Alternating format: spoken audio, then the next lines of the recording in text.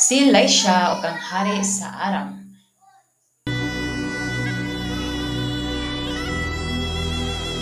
Usa ka higayon ni Ana samtang ang hari sa Syria nakikupal sa Israel. Nag-isabot siya sa iyang mga opisyal umigon.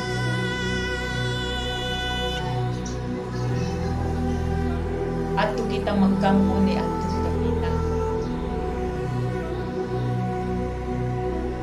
Kung nagkampo ang hari sa Syria ni atong kapita. Apan giingnan ni Eliseo ang hari sa Israel.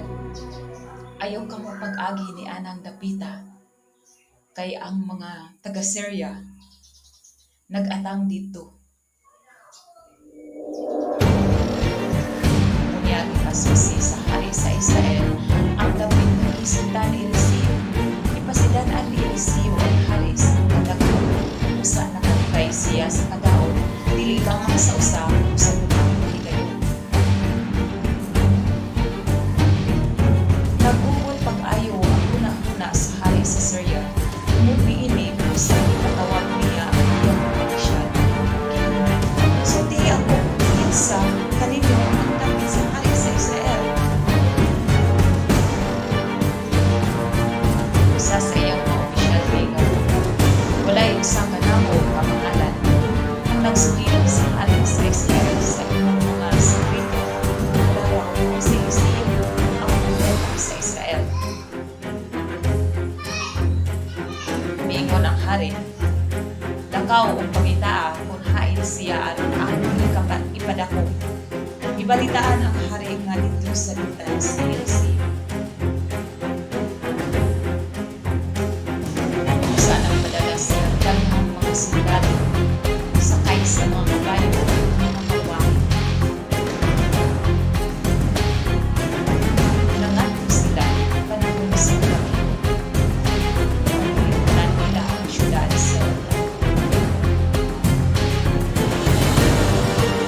Sinihan ang sundalo ni Eliseo gawas sa Jerusalem. Kaya ang sundalo ng likod sa syudad. Tana ang sundalo ni Eliseo sa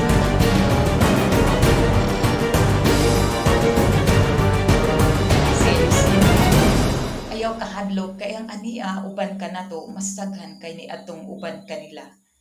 Unya nagampo si Eliseo mingon, "O Ginoo, buksi ang iyang mata aron siya makakita."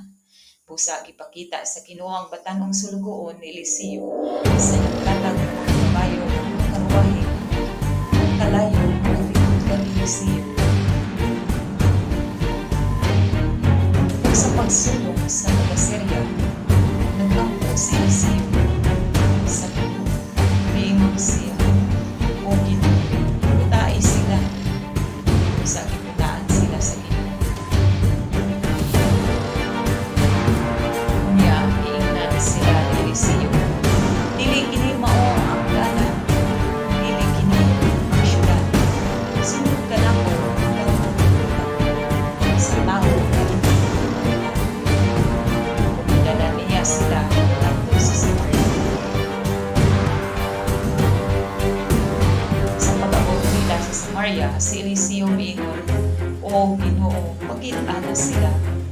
Usag ibalik sa Dios ang ilang pananaw ug isayra nila nga dito na di ay sila sa kaliwala sa Samaria. Sa pagkakita sa hari sa Israel kanila, miingon siya kung Eliseo, "Pamatsyo ko ba sila?"